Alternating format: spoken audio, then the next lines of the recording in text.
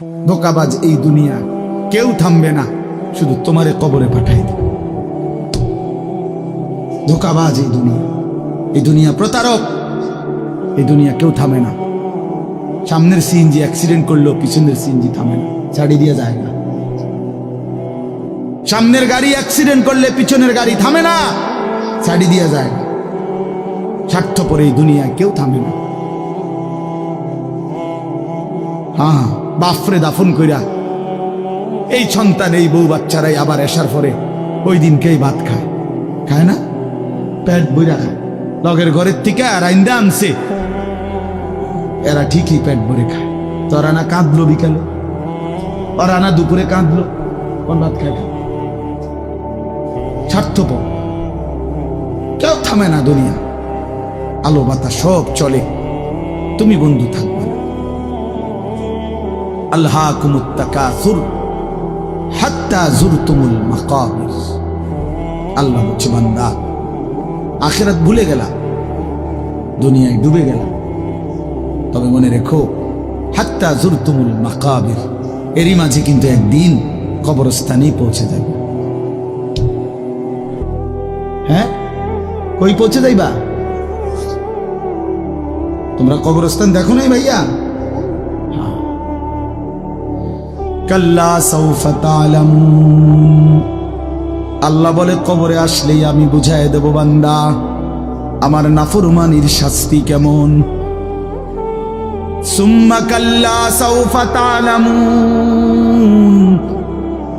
আবার নাফরমান হাসরের ময়দানে আসলে আমি আবার বুঝায় দেব আমার অবাধ্যতার শাস্তিটা কি। একবার বুঝাবো কবরে। তাফসীরের মধ্যে আছে, কাল্লা সাউফা তা'লামুনা ফিল কবরি সুম্মা কাল্লা সাউফা তা'লামুনা ফিল আখিরাহ। আল্লাহ বলে, একবার কবরে বুঝাইব আমারে ত্যাগ করা, আমার নাফরমানি, আমারে সিজদা না করার শাস্তিটা কি। কবরেই টের পাইবা। ওয়া ইউকাইয়াদু লাহু মালাকুন আমা ওয়া আসাম্মু আবকাম। নবী বলেন, নাফরমানের কবরে এমন একজন ফেরেশতা পাঠানো হবে, যেই ফেরেশতা অন্ধ, বোবা, বধির, চোখেও দেখে না, কানেও শোনে না, জবানেও কথা বলতে পারে না। ফায়ুদরাবু লাহু বিমিতরাকাতিন মিন হাদিদ যারবাতান বাইনা উদুনাইহি। আল্লাহর নবী বলেন, ওই ফেরেশতা ওই নাফরমান পাপীকে লোহার হাতুড়ি মুগুর দিয়ে দুই কান বরাবর এমন জোরে আঘাত মারবে, ফায়াসিহু সাইহাতান ইয়াসমাউহা মান ইয়ালিহি ইল্লা আস-সাকালাইন। নবী বলেন, নাফরমান এত জোরে চিৎকার করবে, মানুষ এবং জিন ব্যতীত আল্লাহর সব সৃষ্টি শুনবে।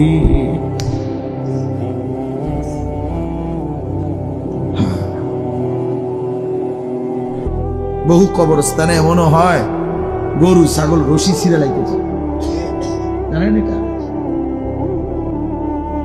ওরা শুনে কবরের আযাবের আওয়াজ, এজন্য রশি ছিঁড়া ফেলতেছে। প্রিয় বন্ধু, কষ্ট পাইবা, এই অনিবার্য বাস্তবতা কবর ইমানদার হিসাবে অস্বীকার করার কোনো জো নাই। পাশ কাটাইবার কোনো সুযোগ নেই। এই দল কিংবা এই দল, আমি কিংবা তুমি, কেহই অনিবার্যই সত্য, চিরন্তন এই বাস্তবতা, নিদারুণ এই সত্য, কবর, আখিরাত, মৃত্যু, এটাকে পাশ কাটাবার সুযোগ নাই।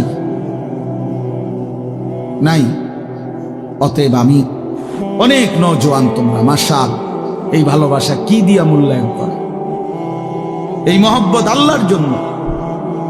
তাইলে যেহেতু তোমরা পছন্দ করে ভালোবেসে আল্লাহর জন্যই আসছো, আল্লাহর কথা শুনবার জন্যই আসছো, আমি অনুরোধ করি তোমরা আরেকটু আগাও।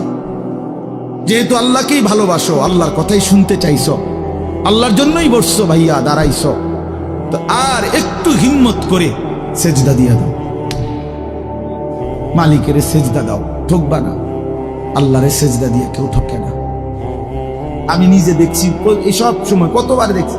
মদিনার ব্যবসায়ী আপনার, আমি দেখছি একদিন এই আতর সহ কিতা কিতা কিনছে বেটা, তো দাম নিয়া মাইপা টাইপা দেওয়া ঠিক করার পরে দাম নিয়ে তর্ক, সাথে সাথেই এই লোক ক্রেতা ওই দোকানদারকে একটা শব্দ শুধু বলছে, মানে দাম নিয়ে যখন ফেস লাগছে, ওই বেটাও আরবি এ বেটাও আরবি, তো এ বেটায় আরবি এই বেটা হরে কইতেছে সাল্লি আলান নবী, নবীজির উপরে দুরূদ পড়ো। এ একার মনে যেন আগুনের মধ্যে পানি দিয়ে একে ঠান্ডা, একদম ঠান্ডা। হে সাথে সাথে বলছে আল্লাহুম্মা সাল্লি আলা মুহাম্মদ। এরপর আর কোনো কথা নাই যে ঠিক আছে, এ হের বলতেছে তুই যা বলছো তাই, খালাস, মাফি মুশকিল, কোনো সমস্যা। আল্লাহ তাআলার হুকুম তারা এভাবে মানছে। ওয়াইলুল লিল মুতাফফিফিন, আল্লাহ বলছে যারা ওজনে কম দেয় তাদের জন্য জাহান্নাম, জাহান্নাম। কোরআনুল কারীমে আল্লাহ বলছেন ওয়া আকিমুল ওয়াজনা বিল কিসত ওয়ালা তুখসিরুল মিজান, তোমরা ওজনে পূর্ণ করো সততার সাথে, ন্যায় পরায়ণতার সাথে। ওয়ালা তুখসিরুল মিজান, ওজনে কমাই দিও। এটা আল্লাহ পাকের আদেশ, সূরা আর রহমানে আছে, ঠিক না? শুরুতে আল্লাহ বলছে কোরআনে ওয়া আউফুল কাইলা, কায়েল ওজন পূর্ণ করো, ওজন পূর্ণ করো, ঠকাইও না কাউ। এটা বান্দার হক। কার হক? একটি জাতি ছিল হযরত শুআয়ব আলাইহিস সালামের জাতি, আল্লাহ তাআলা ওই জাতিকে ধ্বংস করে দিয়েছিলেন আযাব দিয়ে। কেন? কোরআন শরীফ স্পষ্ট আছে, তাদের সবচেয়ে বড় অপরাধ ছিল তারা মানুষকে ওজনে কম দিত। কোরআন শরীফে সূরা হুদের মধ্যে আছে, শুআয়ব আলাইহিস সালাম চিৎকার দিয়া দিয়া কত অনুরোধ করছে তা করে, লা তানকুসুল মিকিয়াল, ওজনে কম দিও না।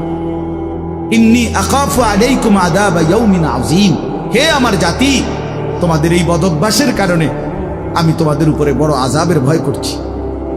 এই কথা নবী শুআয়ব আলাইহিস সালাম ওরা শুনে নাই, ওরা মানুষকে ঠকাইতো। একদিন আল্লাহ তাআলা রাত গভীরে একজন ফেরেশতা পাঠাইছেন, ওরা ঘুমন্ত। এই ঘুমন্ত অবস্থায় ফেরেশতা একটা চিৎকার দিছে, এক চিৎকারে পুরা জাতি, বুড়া গাড়া, ছোট বড়, কোলের বাচ্চা, দুধের বাচ্চা, পেটের বাচ্চা, সব উল্টায়া সব মরে গেছে, সব শেষ। ফাআখাযাতহুমুস সাইহাতু, এই জন্য বাপ বান্দার হক নষ্ট না করা। আল্লাহ তাআলা বলেছেন ওজনে কম দিও না, মানে প্রাপককে প্রাপ্য কম দিও না। এটা বান্দার হক। বান্দার হক সাংঘাতিক, বান্দার হক সাংঘাতিক। আল্লাহ বলেন, এটা বুঝাইয়া দিছে, আল্লাহ আরো ব্যাখ্যা করে দিছে, কয় যে বান্দা আমি বুঝাইয়া কই কেমন জিনিসকে বলে তাতফিফ, ঠকানো, কেমন আচরণটা কিরকম, আল্লাহ ব্যাখ্যা দিছে।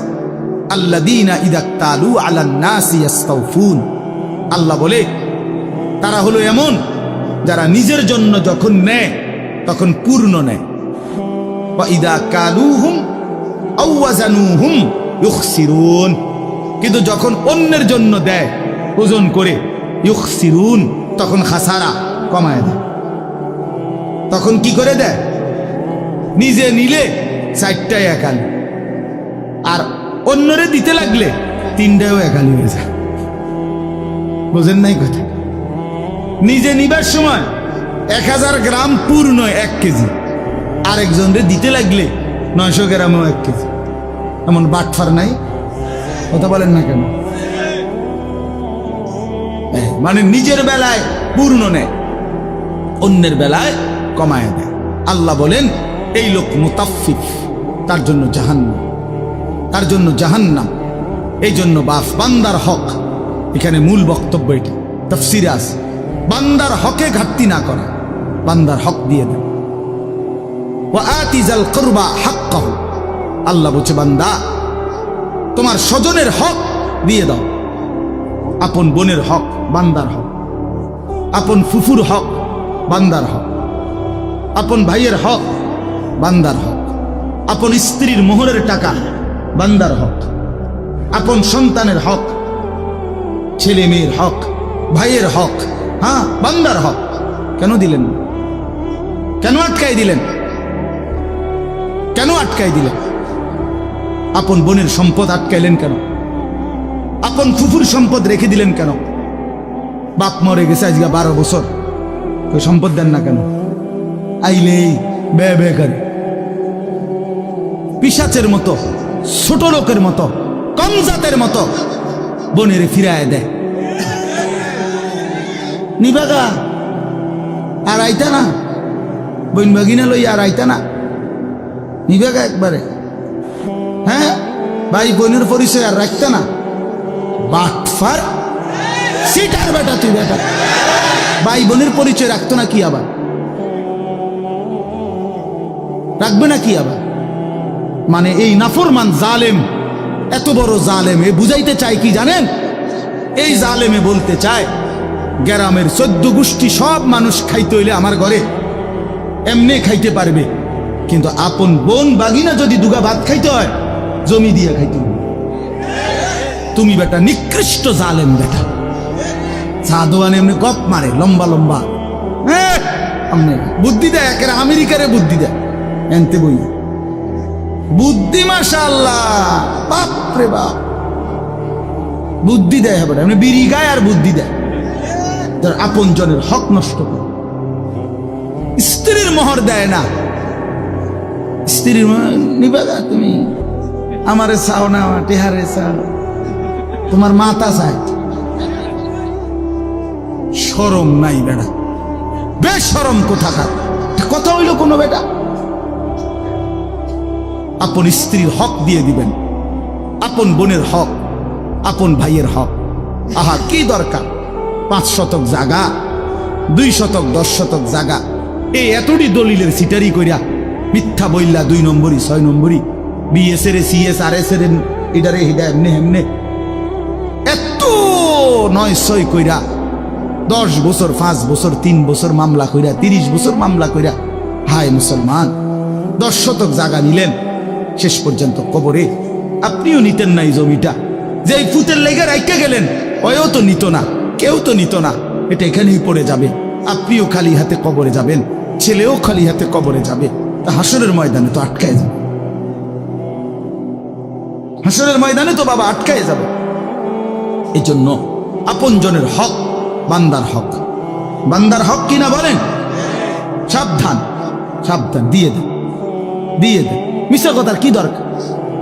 এক বিগত রাস্তা, কদ্দুর জায়গা দিয়ে দিলে আপন ভাইয়ের ঘরে বাড়ির মধ্যে ঢুকতে সহজ না? দিত না, ডাকাইতে দিত না।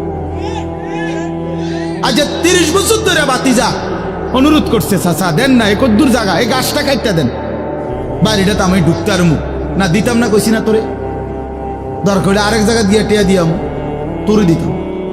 আশ্চর্য, এর কি অর্থ আছে ভাইয়া? দুনিয়া একটু ছেড়ে দিলে কি হয়? দুনিয়াতে এমনিই ছেড়ে দিতে হবে, ঠিক কি না বলেন?